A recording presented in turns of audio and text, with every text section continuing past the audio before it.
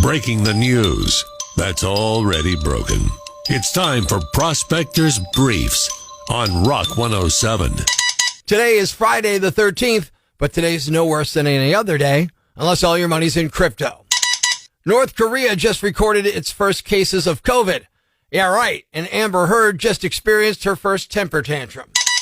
Finland announced their decision to apply for NATO membership, and just 5 seconds later, Vladimir Putin announced his decision to invade Finland.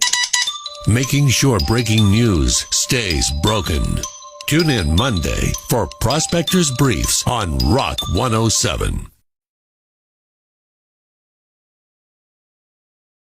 Not everybody's day goes according to plan. A lot of people, when their day falls apart, go online and share what's happened. I share their stories with you.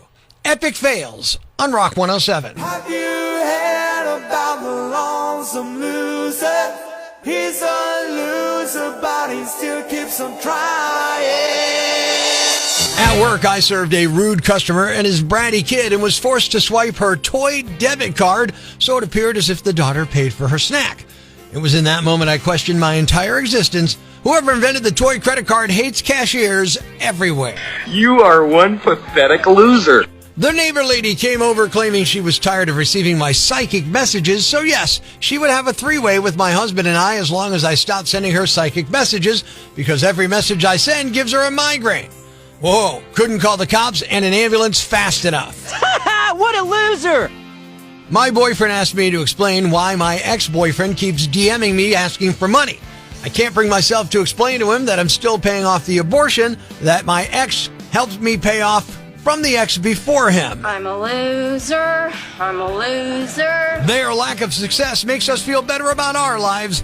Epic fails on Rock 107. A girl that I really like asked me to a concert saying she had an extra ticket. I was so excited only to find out after I picked her up for the show that I was to be the third wheel with her and her boyfriend. Oh, and I had to pay $80 for the ticket too. Loser.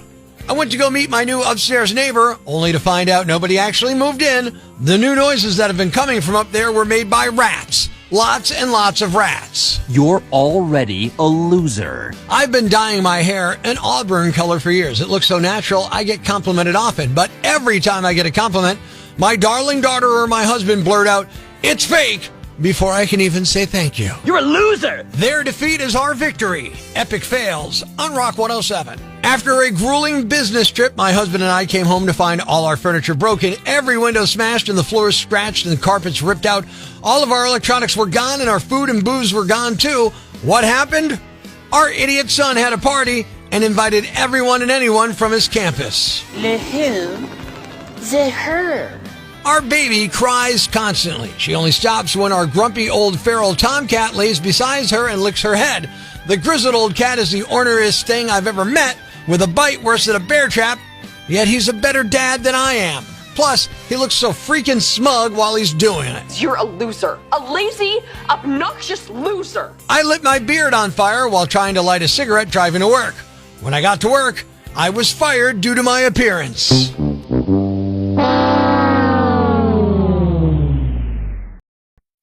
The following rant may cause you to pull your hair out, scream at the radio, punch the dashboard. Complaints should be addressed to Loudmouth Yambag at rock107.com. I'm Rock 107's Prospector, and here's what has me jacked. It's Friday the 13th. Does that scare you? Does it worry you? Does it make you nervous? Some folks get all freaked out about Friday the 13th. It's the unluckiest day of the year. Really? Look, Western culture has perpetuated a fear of the number 13s for centuries, but when it lands on a Friday, whoa, Nelly, we go crazy. Of course, this is all rooted in religion, and the 13th guest at the Last Supper, Judas, the apostle, said to have betrayed Jesus, all on a Friday, which is already known as Hangman's Day, so you now get that merged Friday the 13th double whammy fear. Some people, a lot of people actually, won't even venture outside today. They won't act on a hot stock tip. They won't buy a house or fly anywhere on Friday the 13th. There's a ton of that kind of stuff, and that inactivity actually slows the economy of the United States by about $900 million today. Yeah. All because people who freak out when a black cat crosses their path, or bless themselves when they pass a cemetery, or won't say Candyman 5 times while facing a mirror, stay inside all day. Look, I get some superstitions. Don't walk under a ladder. Yeah, paint or something else can fall on you. Really, that's less a superstition than just good advice. But this other garbage? Come on, man. Get a grip. Here's the interesting thing for all you silly ninnies who plan to lock yourselves up and stay inside all day. You may actually encounter a slightly less dangerous world on Friday the 13th. Why? Because people are a little more careful today. Because of this BS Friday the 13th nonsense, people are more cautious. There are fewer traffic accidents, fewer reported fires, and fewer robberies today, too. Need more coaxing to get off your duff and get to work today?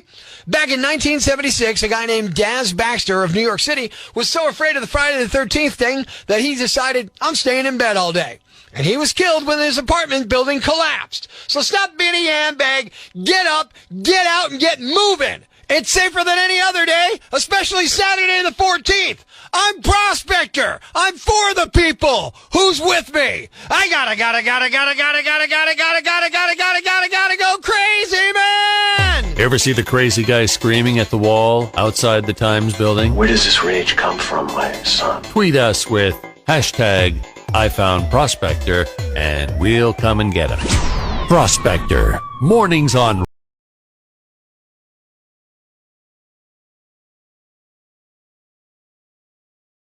Did you ever have something you wanted to do for a long, long time and you didn't know how to make it happen, but then it just finally fell in your lap? Good morning, I'm Rock 107's Prospector, and that happened to me last year when I got to speak at the Career Technology Center commencement ceremony. For years, I've been angling to speak at a high school or college graduation, so now, check, high school graduation's done. But college, I haven't made that happen yet. And time is running out this year, so I just want to, if you're listening, if you're searching for someone to give a speech at your commencement at your college or university in Northeast PA, I just want to give you a sample of what a Prospector commencement speech would sound like. The Prospector Show would like to congratulate the class. Sure, I'm not good looking or successful enough to be an actual commencement speaker, and I never graduated from anything. But that's never stopped anyone in my business from talking. So remember, if you work hard and reach for success, life will probably still crush your dreams. And if you talk too much, wear age-inappropriate clothing, you too could one day host a morning radio show. Wake up before the sun rises.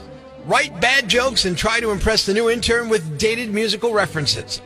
Good luck out there, graduates, and remember, if it doesn't go well, you don't want the problems rich people have anyway. Right now, there's plenty of bad news, but it's not all bad.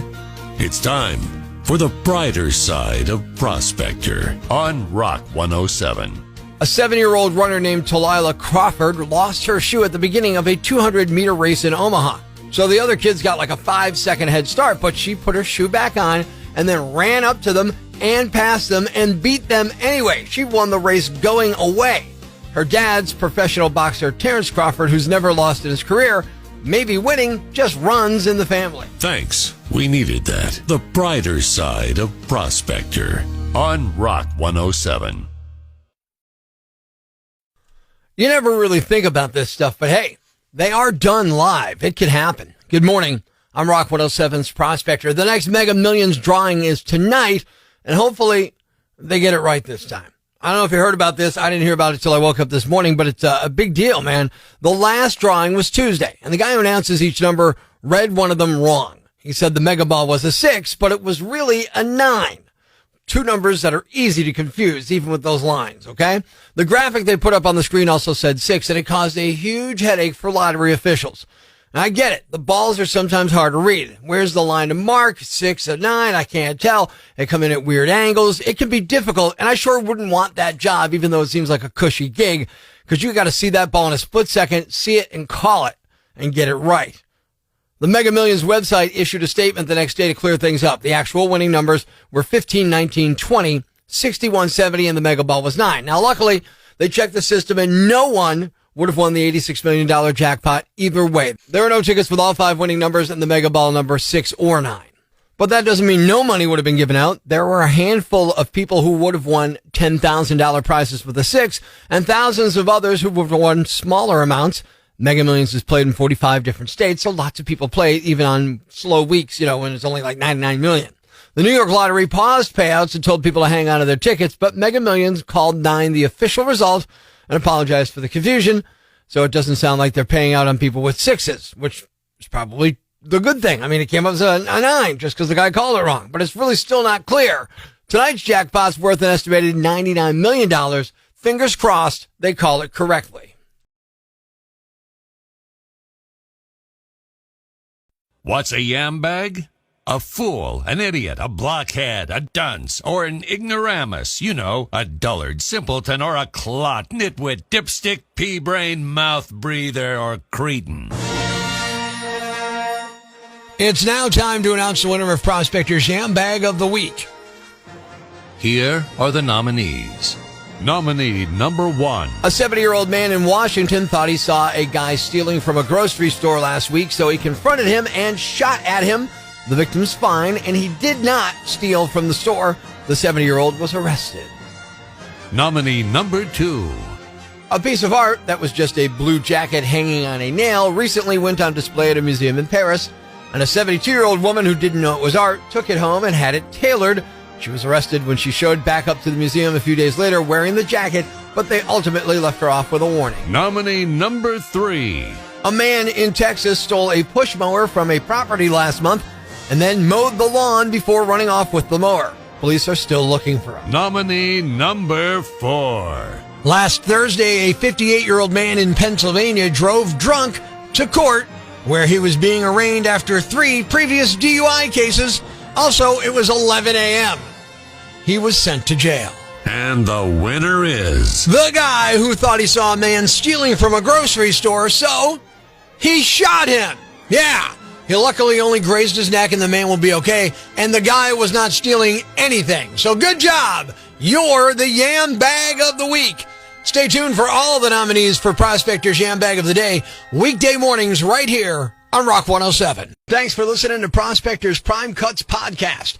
Be sure to catch us live weekdays from 5:30 to 10 a.m. on Rock 107 or online at rock107.com or the Rock 107 app, a free download for your Android or iPhone. Subscribe to the podcast on Apple Podcasts, Google Podcasts, Spotify, Stitcher Radio, or wherever you get your podcasts so you never miss Prospector's Prime Cuts.